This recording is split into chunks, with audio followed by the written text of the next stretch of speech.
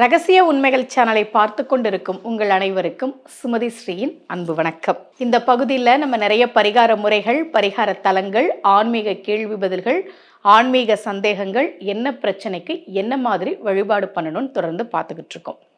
இன்னைக்கு மதுரை மீனாட்சி அம்மன் கோவிலுக்கு போனால் நீங்கள் என்ன பண்ணணும் அப்படின்ற ஒரு வழிபாட்டு முறையை தான் உங்களுக்கு சொல்ல போகிறேன். ஏற்கனவே மீனாட்சி அம்மன் கோவில் பற்றி நான் பல பதிவுகளில் நான் சொல்லியிருக்கேன். அங்கே நடக்கக்கூடிய ஒவ்வொரு பூஜை முறை, அதற்கான பலன்கள், அம்பாளுக்கு ஒவ்வொரு நாளும் வரக்கூடிய அலங்காரங்கள், அங்கே இருக்கக்கூடிய சித்தர் சந்நிதி, இப்படி மீனாட்சி அம்மன் கோவிலை பற்றியே பல பதிவுகள் நான் உங்களுக்கு கொடுத்துருக்கேன் இல்லையா? அடுத்த முறை மீனாட்சி அம்மன் கோவிலுக்கு போகும்போது இப்போ நான் சொல்கிறத கண்டிப்பாக பண்ணுங்க. விபூதி மடல் கருங்கல்ல மீனாட்சி அம்மன் கோவிலில் வச்சுருக்காங்க. தெரியுமா உங்களுக்கு? அந்த கதை என்னன்னு தெரியுமா? ஞானசம்பந்த பெருமான் மதுரையை ஆண்ட கூன் பாண்டியனுடைய வெப்பு நோயை நீக்கினார். நம்ம எல்லாருக்கும் தெரிஞ்ச செய்தி தான், பெரிய புராணத்தில் வரக்கூடிய செய்தி.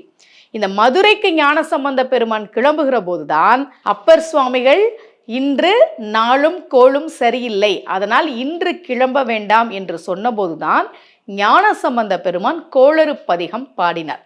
ஒவ்வொரு நாளும் நாமெல்லாம் பாராயணம் செய்ய வேண்டிய பதிகம். நான் உங்களுக்கு அதை பற்றியும் நிறைய சொல்லியிருக்கேன். மதுரைக்கு வருகிறார் ஞானசம்பந்த பெருமான். அழைத்தவர் யார்? மங்கையர்க்கரசியார். மங்கையர்க்கரசியார் அழைப்பை ஏற்று மதுரைக்கு வந்த ஞானசம்பந்த பெருமான் வெப்பு நோயால் அவதிப்பட்ட கூன் பாண்டியனுடைய நோயை நீக்கினார். அது ஞானசம்பந்த பெருமான் மதுரைக்கு வந்தபோது எல்லாரும் அவரை எப்படி பார்த்தாங்களா தெரியுமா? சேக்கிழார் ரொம்ப அழகா எழுதினார். ஞானத்தின் திருவுருவை, நான்மறையின் தனித்துணையை, வானத்தின் மிசையின்றி மண்ணில் வளர் மதி கொழுந்தை, தேனக்க மலர்கொன்றை செஞ்சடையார் சீர்தூக்கும் கானத்தின் எழுப்பிறப்பை கண்களிப்ப கண்டார்கள். அந்த ஞானசம்பந்த பெருமான் மடப்பள்ளி சாம்பலை கொண்டு வர சொன்னார். அந்த சாம்பலை கொண்டு வந்து திருநீற்றுப்பதிகம் பாடி கூன் பாண்டியனுடைய வெப்பு நோயை நீக்கினார் என்பது பெரிய புராணம் நமக்கு சொல்கிற செய்தி.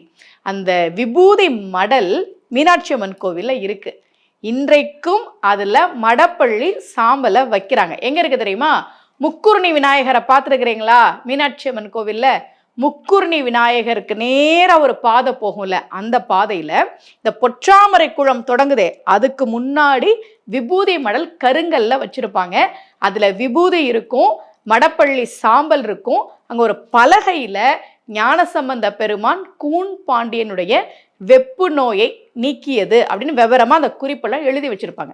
அடுத்த முறை மதுரை மீனாட்சி அம்மன் கோவிலுக்கு போகும்போது இதெல்லாம் பாருங்க, அம்பாளை பாருங்க, சுவாமியை பாருங்க. நான் அங்க உள்ள ஒவ்வொரு சந்நிதி பத்தியுமே நான் உங்களுக்கு நிறைய பதிவுகளில் சொல்லியிருக்கேன்.